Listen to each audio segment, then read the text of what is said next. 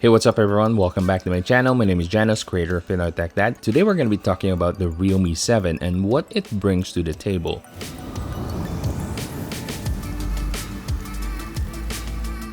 Now, I know a lot of you are anxious to find out whether this Realme 7 is better than the other brand, but we'll get to that at the end of the video. Now, if you're curious as to what's included in the package and if you want to know a little bit more about the Realme 7, make sure to check out my Facebook page where I did an unboxing and answered some of your questions. So we're not gonna go into detail about the ports and whatnot, but just know that it has all the standard ports that you need. Basically, it has an expandable memory card, it has a fingerprint scanner, and then you also have a 3.5mm headphone jack. So let's go straight to the performance. Now, this is equipped with the MediaTek Helio G95. It's a little bit different than the Helio G90T on the Realme 6, but it's still the same 12nm chipset size. Now, that doesn't mean that this won't perform really well. Actually, the Realme 7 is a great performing phone. I got roughly 284,000 Antutu benchmark points on the Realme 7 that I have right here. Basically, it breezes through all of the tasks that you put it up to. It can easily multitask with many tabs opened on your browser. One advantage of this mid-range phone is that it has an 8GB RAM. So you can just keep opening up apps without the need to close each of the other apps that you opened previously. So yeah, you can definitely expect great performance with the Realme 7.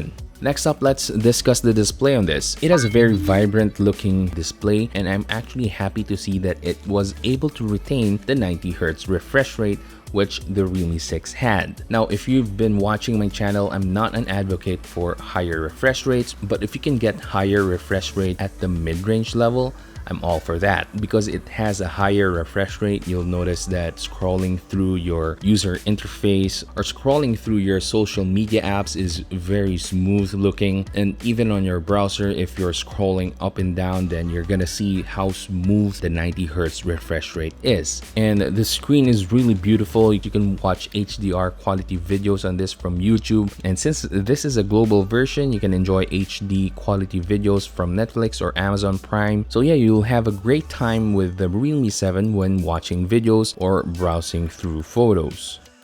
And speaking of photos, let's move on to the camera on this. So this is equipped with a Sony IMX682 camera sensor.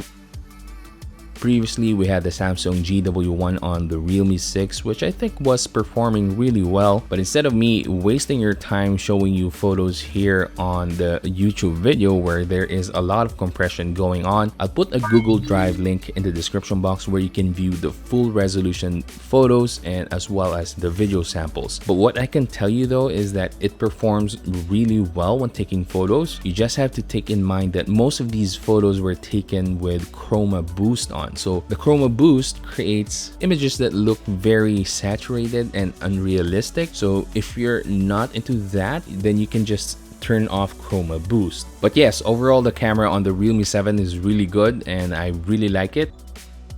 Let's move on to gaming. I think the hottest game right now is Genshin Impact, and I did notice that there were some frame drops from time to time. I'm not really sure if this is because the chipset is not yet optimized for the game, but you can definitely expect some frame drops when playing Genshin Impact. As for Mobile Legends, there's no ultra graphical settings yet, but there is HFR. There's no frame drops on Mobile Legends. As for Call of Duty and PUBG Mobile, I didn't notice any frame drops on both games, but I was getting around 30 to 40 frames per second. Moving on to the battery life on the Realme 7, this has a 5000 mAh battery capacity, which is better than the 4300 mAh on the Realme 6. However, the fast charging remains the same at 30 watts, which means that if you're going to charge this from 0 to 100%, you'll be charging this for around 1 hour and 5 minutes. However, the battery life on the Realme 7 is really good. With a mixed usage of watching videos on YouTube, browsing Facebook, and some gaming, the Realme 7 will be able to last a full day on a single charge. Overall, it's a great performing mid-range phone. However, there's one thing that I don't like about this phone, and that's its price. I want to be fair to Realme here. It's not their fault. let me just break this down for you guys. If you're from the Philippines, we're actually importing the Realme 7 from India.